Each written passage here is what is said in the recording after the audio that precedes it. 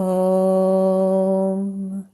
Sahana Vavatu Sahano Punaktu Sahaviryam Karavavahe Tejasvinavadidamastu Ma Vidvishavahe.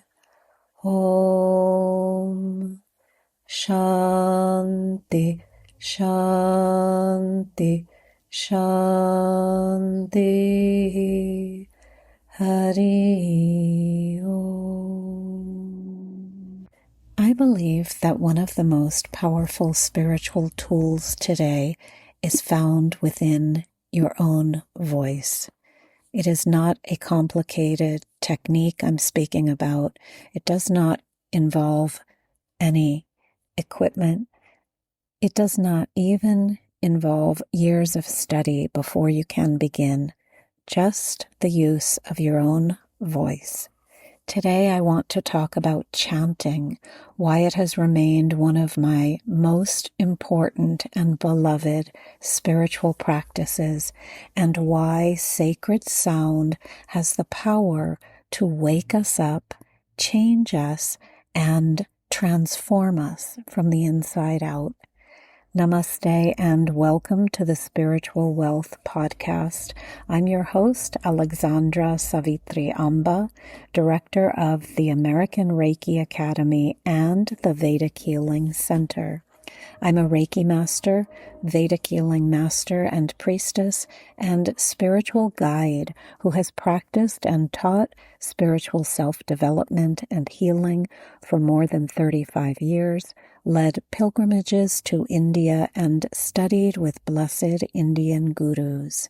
In this show, we cover topics related to metaphysics, Reiki, Vedic healing, yoga, manifestation, spiritual growth, and feng shui, based upon my studies and work in these disciplines.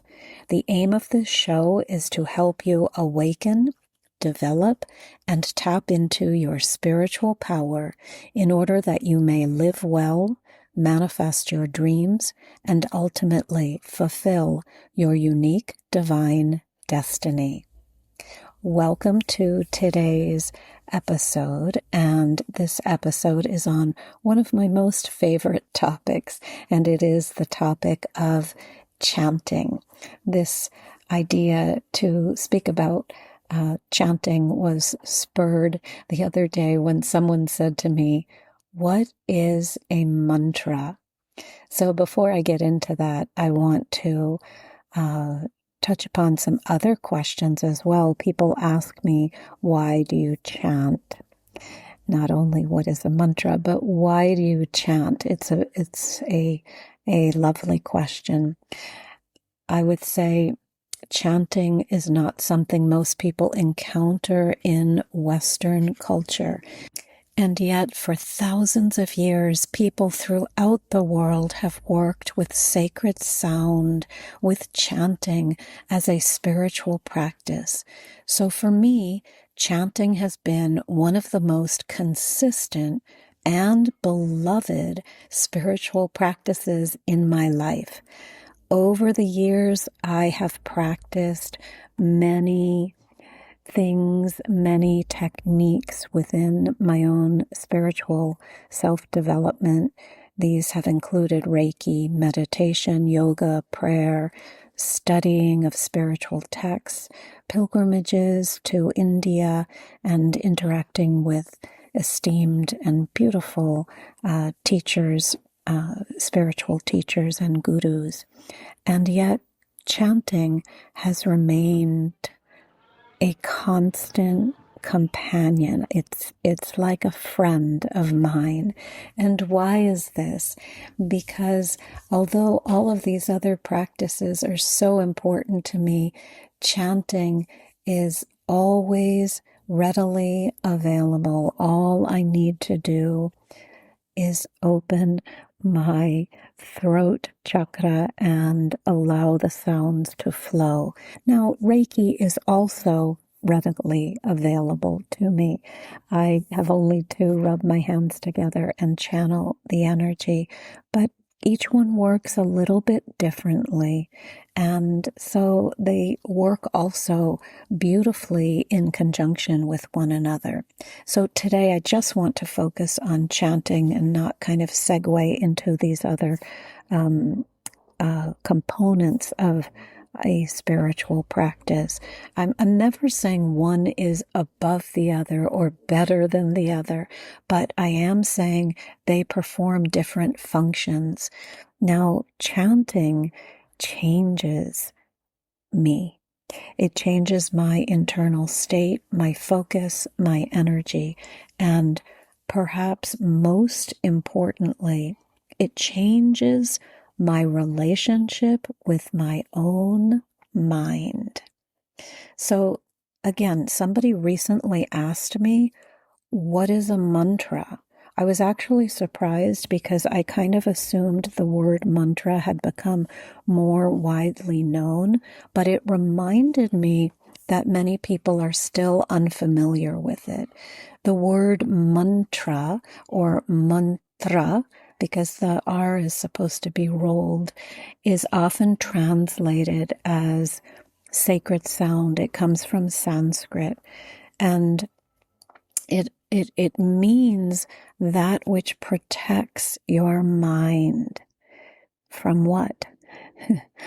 Why do we want to protect the mind? It protects the mind from thinking too much. The mind is like a monkey jumping from one thought to another. So the mantra is going to settle down your mind and actually liberate the mind. Mantra has been used for centuries, eons, thousands of years as a tool for transformation. And probably one of the first things people notice when they begin chanting is that the mind begins to settle down. Now, of course, this happens with all of the components of the spiritual practice. It is going to happen with yoga. It will happen with Reiki. It will happen with meditation. But sometimes it is difficult to move into that space. And the mantra is a tool that quickly can get you into that space. Maybe not perfectly, but it will get you there. This is why also we often chant before meditating. It will settle the system so that meditation, you can move into a deeper space with meditation. And when you chant, the endless stream of thoughts begins to slow down. Your nervous system begins to relax. Your breath deepens. Your attention becomes more focused. And ultimately, we become more present. And when we are more present, obviously, we are more successful, more peaceful, more grounded, and happier, just happier. So we all want this happiness. It is really derived through this state that we can get to with our spiritual practice. And in a world that's always pulling from us, all of these aspects of the spiritual practice of chanting offer a tremendous gift. The other thing I love about chanting is it engages the whole being. So your breath, your voice, your mind, your heart, as you connect with the mantra and the meaning of the mantra, your body. We're not merely thinking about spirituality or spiritual growth. We're actively participating in it while we chant. And I would say people come to chanting for different reasons. Some people are seeking peace. Some people are just curious. They're seeking healing, or sometimes they're seeking a result in their lives. They want to know, what mantra will you prescribe for me in order to manifest such and such? So mantras, they are also like medicines that we would take. They are medicines for the soul. And there are specific chants for specific conditions that we would invoke. And some people also come for just seeking spiritual connection. Many people simply, as I did, fall in love with the beauty of the sounds. So whatever the reason, and whatever mantras you start to resonate with, you will notice that something begins to shift inside of you, because chanting is real. It really and truly changes us. Chanting has helped me through many different seasons of my life, through times of joy, through times of great uncertainty, through times of challenge, through fear, through times of growth. It provides a place for me to come to again and again and again and again. I always say the mantras are friends. They are lifelines. They provide steadiness, connection, remembrance of the light within us. And today, after all these years of working with my spiritual practice, I would never, ever be without my chanting. It is so ingrained in my system. And the other thing is, you will find that chants come to you. You will hear a chant and love it. You may not even know the meaning of it. Now, when I teach within the realm of Vedic healing, and I teach mantras to people, they are taught in certain orders, and we learn not only the chant, but the meaning, the history, the rhythm, the proper pronunciation, when to chant, what time of day to chant, different nuances that accompany the mantra. So I'm going to tell you a little story that just came to mind. One time on one of the pilgrimages that I led to India, I had a group with me, and we were on two small buses going to an ashram to see a spiritual teacher. And the groups are usually comprised of people who are quite interested in spiritual self-development. Every once in a while, people are at all different levels, let us say. So every once in a while, someone is there who has not as much affinity with spiritual practices, but for some reason she has joined and been attracted to India. I believe that any country calls you when the time is right, and it is said this in particular about India, that India calls you. So on this particular trip, it was filled with people who were all immersed in spiritual practices in some ways. And yet there was one woman who was really not so much interested in those aspects of visiting India.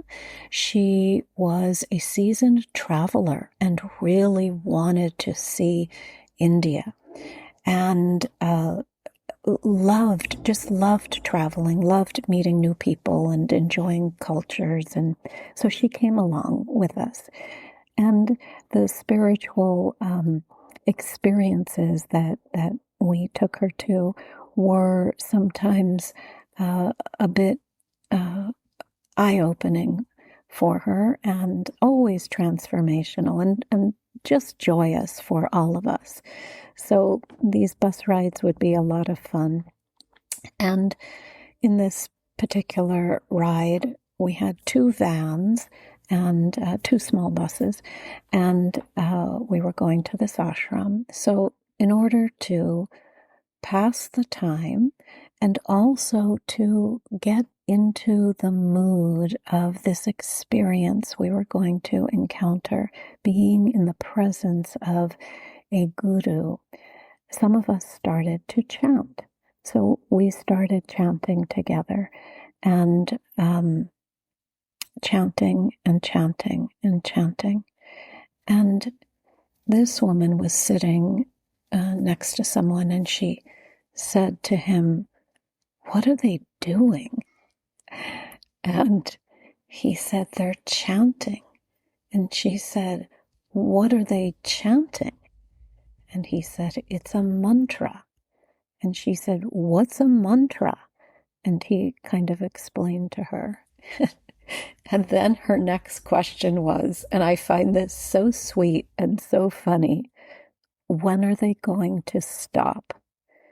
And he laughed and he said, "Whenever they want to." So for her, it was a repetitive sound that was unfamiliar, strange, and just like beyond her comprehension at that time. Not that she was not intelligent, because she is, but so funny. What is it? What are they saying? What's a mantra? And when are they going to stop? So, so for her, maybe the repetitive sounds were really not discordant, but confusing, maybe. Like, well, how could you say the same thing over and over and over again? Isn't this ever going to change? Is there more of a melody to this? So when you're chanting, you're usually using the same pattern. I mean, you can take a chant and put it to music also, and it becomes a little bit different. But this was a chant that was chanted over and over and over again in the same cadence with the same notes. And to her, it was just really something extraordinary and out of the usual, let's say.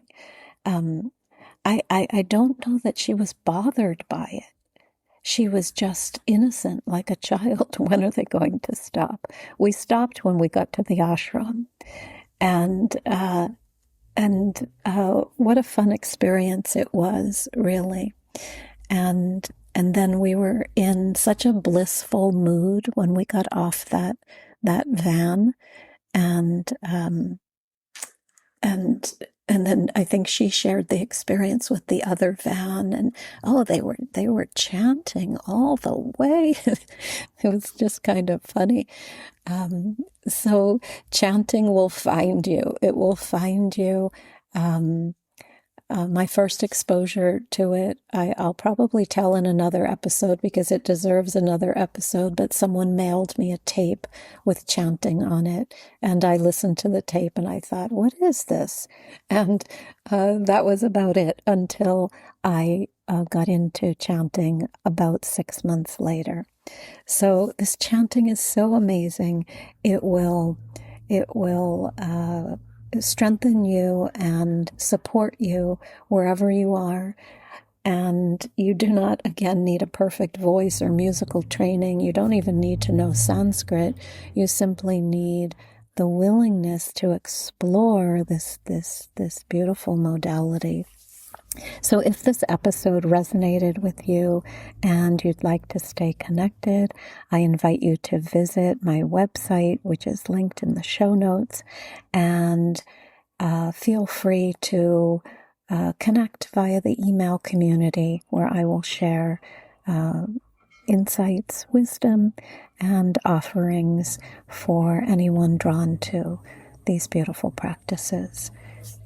Om Asatoma Sadgamaya Tamasoma Jyotirgamaya Mrityorma Amritam Gamaya.